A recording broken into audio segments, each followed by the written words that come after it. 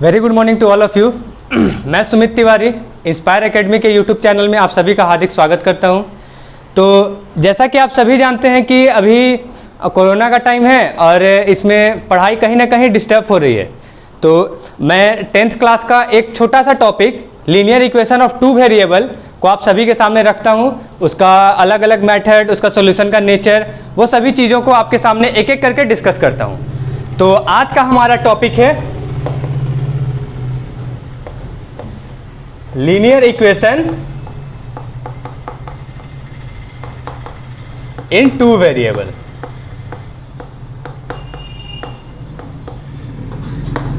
तो क्या आप में से कोई बता सकते हैं कि linear equation of two variable को हम linear equation of two variable ही क्यों बोलते हैं?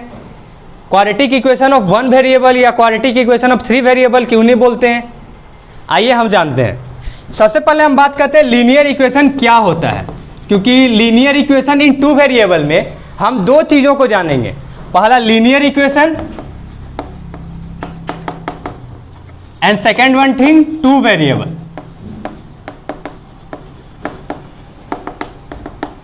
लीनियर इक्वेशन, तो लीनियर इक्वेशन का स्टैंडर्ड फॉर्म क्या होगा? लीनियर इक्वेशन का स्टैंडर्ड फॉर्म होगा ax प्लस बी।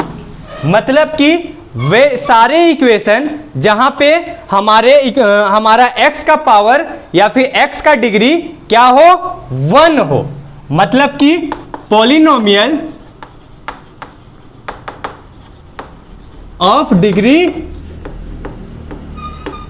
1। तो वो सारे इक्वेशन लीनियर इक्वेशन में आएंगे जिस पॉलिनोमियल के डिग्री 1 होंगे। अब हम बात करते हैं टू वेरिएबल। तो आप यहां पे देख रहे हैं वेरिएबल का संख्या कितना है? जस्ट 1। वो क्या है? x है।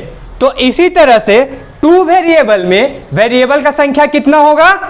2 होगा। अब वो दो वेरिएबल कौन कौन से होंगे? x और y। देखिए इसका स्टैंडर्ड फॉर्म होगा ax plus b y plus c equal to 0। तो यहां पे आप देखेंगे कि हमारा वेरिएबल कौन है? x और y। तो यहां पे हमारा वेरिएबल का संख्या कितना है? नंबर ऑफ वेरिएबल्स कितने हैं? 2। तो इसी कारण हम इस इक्वेशन को linear equation of two variable बोलेंगे। ये कंप्लीटली बेसिक चीज है। विदाउट इसके आप कभी भी किसी भी लीनियर इक्वेशन को सॉल्व नहीं कर सकते हैं। आइए हम कुछ एग्जांपल्स के थ्रू इसको डिस्कस करते हैं।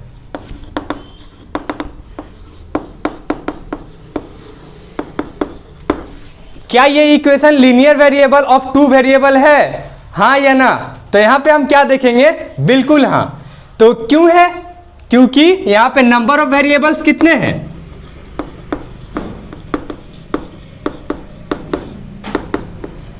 2।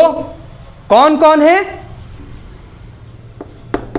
x एंड y, है ना? तो इसी कारण इस इक्वेशन को हम क्या कहेंगे? Linear equation of two variables बोलेंगे।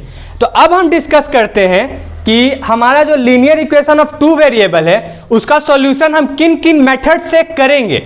या क्योंकि यहां पे x और y दोनों का वैल्यू तो हम लोगों को ऑब्वियसली चाहिए ही होगा, है ना? तो उसी को हम किन किन मेथड से निकालेंगे उसी के बारे में जस्ट अभी नाम मैं लिखता हूं और 2-3 टॉपिक्स को डिस्कस भी करने की कोशिश करूंगा। Solution of variable. पहला मेथड का नाम है ग्राफिकल मेथड।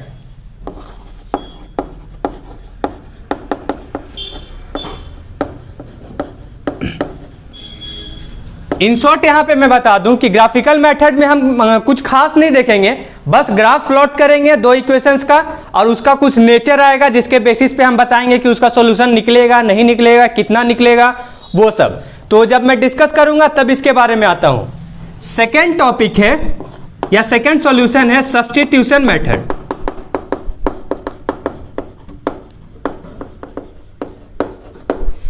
इसमें हम हमारे पास दो linear equation of two variables होंगे। इनमें से किसी एक इक्वेशन का x का वैल्यू को निकाल लेंगे, उसे y में पुट करेंगे। तो ये इन शॉर्ट है। थर्ड का नाम क्या है? Algebraic method.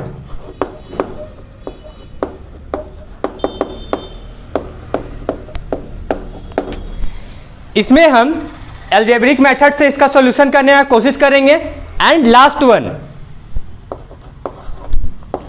Cross multiplication.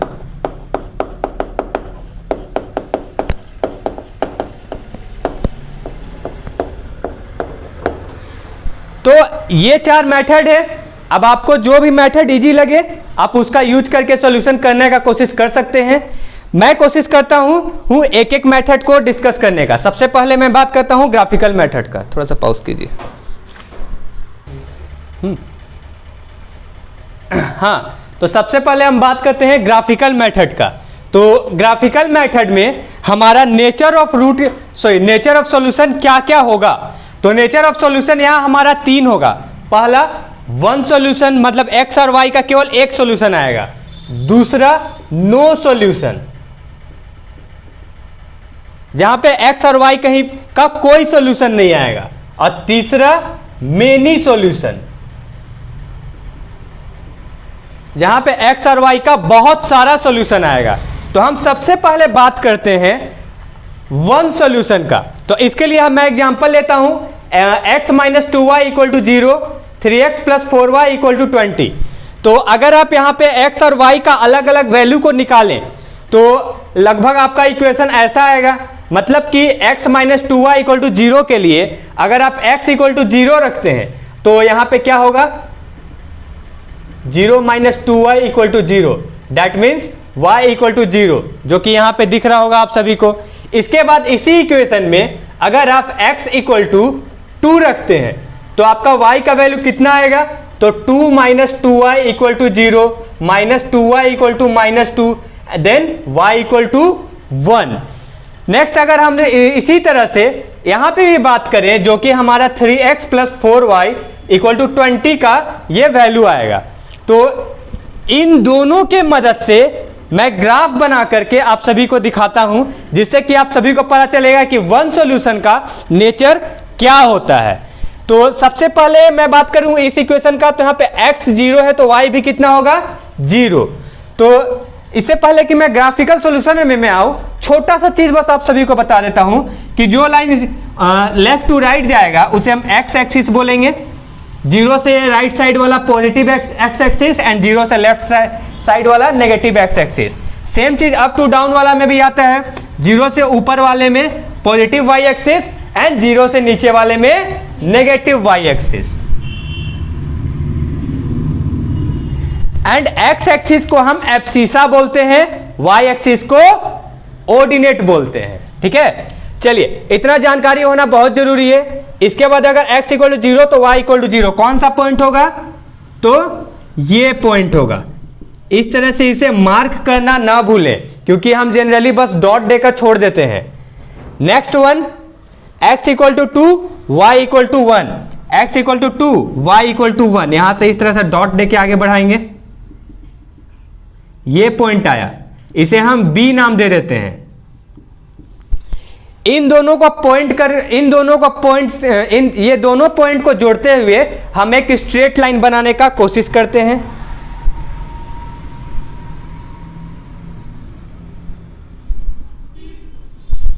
चलिए, तो ऑलमोस्ट ऐसा इक्वेशन बना, स्ट्रेट लाइन बना। इसके बाद हम बात करते हैं 3x प्लस 4y के लिए। तो जब यहां पे x का वैल्यू 0 था तो y का वैल्यू क्या आया, 5 आया। x equal to 0 then y equal to 5, ये वाला पॉइंट। ठीक है, इसे हम a डैश नाम देंगे। वैसे कुछ बाउंडेशन नहीं है कि a डैश ही देंगे, c d e f कुछ भी दे सकते हैं, बट a डैश हम यही कारण देते हैं क्योंकि जो इससे कहने का मतलब है कि पहला इक्वेशन से हम कंपेयर कर सके। सेकेंड, जब हमारा y इक्वल टू 0 था तो x इक्वल टू 20/3 आया। तो 20/3 को अगर हम पॉइंट में कन्वर्ट करें तो हम कैसे करेंगे, इसमें भी बहुत सारे बच्चों को कंफ्यूजन होता है। तो आप यहां छोटा सा कैलकुलेशन देख लें, 20/3, 3 डिवाइड बाई 20, 3 6 18, 20, 0.6, ये कंटिन्यू जाएगा। तो जस्ट एक डिजिट से हम लोगों को मतलब है, जिसका 20/3 का रिजल्ट हमारा क्या हुआ, 6.6। तो 6.6 कहां पे आएगा, 6.6 किसका है, x एक्सिस का। 6 यहां पे आएगा, 6.6, ये थोड़ा सा और एक्सटेंड होगा, ऑलमोस्ट इस पोजीशन पे आएगा। तो x y equal to 0, x equal to 6.6, ये वाला पोजीशन हुआ। ये कौन सा, इसे हम क्या नाम देंगे, b डैश। ये क्या होगा हमारा 6.6 एंड 0। नेक्स्ट थर्ड क्या है, 4 2, that means x equal to 4, y equal to 2।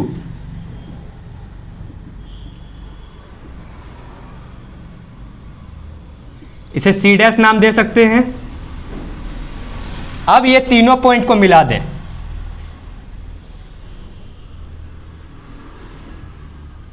ये पॉइंट हमारा क्या आया, हमारा इंटरसेक्ट हुआ। दैट मीन्स कि अगर अगर वन सॉल्यूशन होगा तो हमारा ग्राफिकल नेचर क्या होगा, इंटरसेक्टिंग होगा, जहां पे दोनों लाइन आपस में इंटरसेक्ट करेंगे। और ये जो हमारा पॉइंट का कोऑर्डिनेट होगा, इसका जैसे कि ऑलमोस्ट एक्स एक्सिस में 3.5 है एंड वाई एक्सिस में ऑलमोस्ट 2.2 बोल सकते हैं। तो x equal to 3.5 and y equal to 2.2 हमारा आंसर हो गया। तो इसमें आप क्या देख रहे हैं कि x का वैल्यू और y का वैल्यू केवल एक सिंगल पॉइंट है, यहां पे बहुत सारा पॉइंट नहीं है। तो इसी नेचर को हम क्या कहेंगे, वन सॉल्यूशन कहेंगे। पॉज कीजिए। तो हमारा जो सेकेंड नेचर ऑफ सॉल्यूशन था, नो सॉल्यूशन, तो इसके लिए क्या होगा नेचर हमारा एक रूट का, कि नो सॉल्यूशन क्यों लिखा हुआ है, इसके बारे में मैं थोड़ा सा एक एग्जांपल लेकर के आप सभी के सामने बताता हूं। कि ये एग्जांपल है x plus 2y minus 4 equal to 0, 2x plus 4y minus 12 equal to 0। यहां पे आप क्या देखेंगे, सेम चीज जो मैंने पहले किया था वो यहां पे भी होगा कि x और y का अलग अलग वैल्यू लेंगे। जब x 0 लेंगे y 2 आएगा। ये कैलकुलेशन आप खुद से भी कर सकते हैं। एंड जब हम y को 4 लेंगे, x 4 लेंगे तो ऑब्वियसली y 0 आएगा। ये हो गया हमारा कोऑर्डिनेट किसका, पहला इक्वेशन का। इसी तरह से दूसरा इक्वेशन का भी कोऑर्डिनेट हमारा क्या हो जाएगा, x 0 y 3 and x 6 y 0। अब इसी पॉइंट को अगर हम यहां पे प्लॉट करें, यहां पे ये पॉइंट को क्या होगा 0 2, ये पॉइंट क्या होगा 4 0, जो कि किसका होगा x plus 2y minus 4 equal to 0 का। इसी तरह से यहां पे भी होगा a डैश क्या होगा 0 3 और b डैश क्या होगा 6 0, जो कि किसका होगा 2x plus 4y minus 12 equal to 0 का। आप क्या देख रहे हैं कि ये दोनों का दोनों लाइन जो है पैरेलल जा रहा है। तो जब तक कोई भी दो लाइन आपस में मिलेगा ही नहीं, आप मुझे बताएं कि इसका सॉल्यूशन कैसे पॉसिबल है। तो अगर नो सॉल्यूशन कहीं पे भी आ रहा हो तो उसका नेचर क्या होगा कि उसका ग्राफ जो है, दोनों हमारा linear equation of two variables के इक्वेशंस का ग्राफ आपस में पैरेलल जाएगा। अगर पैरेलल जाता है तो इसका नेचर क्या होगा, नो सॉल्यूशन। इसे आप याद रखें बस। हाँ, तो जो हमारा आखिरी नेचर ऑफ सॉल्यूशन था मेनी सॉल्यूशन, तो इसे भी अगर मैं एग्जांपल के रूप में लूं कि 2x plus 3y equal to 9 and 4x plus 6y equal to 18, तो इसका ग्राफ किस तरह का बनेगा। सेम चीज जैसा मैंने अभी थोड़ा देर पहले बताया था वही काम मैं करने वाला हूं कि अगर 2x plus 4y equal to 9 में x इक्वल टू अगर मैं 0 रखता हूं तो y 100% 3 आएगा, और इसी तरह से अगर y 0 रखते हैं तो x 4.5 आएगा। अब इस चीज को अगर मैं यहां पे पुट करूं तो हमारा पॉइंट a 0 3 यहां पे आएगा and point b x equal to 4.5 y 0 almost यहां पे आएगा। इन दोनों पॉइंट को हम मिला देंगे, हमारा पहला इक्वेशन का लाइन बना। इसी तरह से मैं दूसरा का भी पॉइंट आउट करूंगा, 0 3 3 1 आया। इसे भी अगर मैं 0 3 लूंगा obviously a dash semi point होगा, एंड 3 1 भी अगर मैं लेता हूं तो ये हमारा b डैश होगा। आप देखेंगे इस इक्वेशन में कि इसका जो पॉइंट है उसका इक्वेशन क्या होगा 4x plus 6y equal to 18। ये इक्वेशन का हर एक पॉइंट, दैट मीन्स कि इन दोनों इक्वेशन का सारा का पॉइंट एक ही लाइन में आ जाएगा। तो अगर ऐसा आप लोगों को कहीं भी दिखता है तो इन शॉर्ट आप उसे यही बोलेंगे कि ये मेनी सॉल्यूशन का नेचर शो करता है। बस रुकिए। हाँ, तो अभी तक जो आप लोगों ने पढ़ा ग्राफिकल सॉल्यूशन, इसे मैं छोटा सा रूप में बस कंक्लूड कर देता हूं कि जो हमारा ग्राफिकल सॉल्यूशन था वो 3 टाइप में मैंने अभी बताया, one solution, many solution, no solution. सबसे पहले मैं बात करता हूं वन सॉल्यूशन का। तो अगर वन सॉल्यूशन होगा तो यहां पे जो मेरा 2 इक्वेशन है, दोनों का दोनों इक्वेशन आपस में इंटरसेक्ट करेगा। तो जो कि यहां पे दिख रहा है, मान लीजिए कि ब्लैक कलर का जो लाइन है वो पहला इक्वेशन का है एंड ब्लू कलर का जो लाइन है वो दूसरे इक्वेशन का है। तो ये इस पॉइंट पे जिसे मैं ए लिखा हूं, आप लोगों को शायद नहीं दिख रहा होगा, तो जो ये ए लिखा हुआ है, ये ए पॉइंट क्या है, इसका इंटरसेक्टिंग पॉइंट है। और ये चाहे जिस भी पॉइंट पे आए हमारा ग्राफ में, उसका एक्स और वाई एक्सिस का वैल्यू ही हमारा उसका एक्चुअल आंसर होगा। दूसरा मैंने बताया मेनी सॉल्यूशन। तो मेनी सॉल्यूशन का जो दोनों लाइन था वो आपस में क्या करेगा, ओवरलैप करेगा। मैंने अभी जस्ट इसे कंप्लीट किया है। तो यहां पे आप क्या देख रहे हैं कि जो ब्लू कलर का लाइन है उसी के ऊपर ब्लैक कलर का लाइन आ गया है, जो कि क्या है, इसका ओवरलैपिंग लाइंस के रूप में कंसीडर हो रहा है। इसे हम क्या कहेंगे, many solution. And last one, no solution. No solution जैसा कि मैंने थोड़ा देर पहले जस्ट बताया था कि जहां पे जो हमारा 2 इक्वेशन है, दोनों का दोनों इक्वेशन का आप लाइंस आपस में क्या होगा, पैरेलल होगा, है ना। तो जब ये इक्वेशन आपस में पैरेलल होगा, तो जब ये आपस में कहीं मिलेगा ही नहीं, तो इसका सॉल्यूशन हम निकालेंगे कैसे, सोचने वाली बात ये है। तो इसका क्या होगा, नो सॉल्यूशन। दैट मीन्स कि अगर मान लीजिए कि ब्लैक कलर का लाइन कोई पर्टिकुलर इक्वेशन है, ब्लू कलर का लाइन भी कोई पर्टिकुलर इक्वेशन है, तो वहां पे एक्स और वाई का कोई भी वैल्यू उन दोनों इक्वेशन को सेटिस्फाई कर ही नहीं सकता। तो इसी के साथ मैं अपना ये वीडियो को समाप्त करता हूं। हमारे चैनल्स को लाइक और सब्सक्राइब करें। Thank you.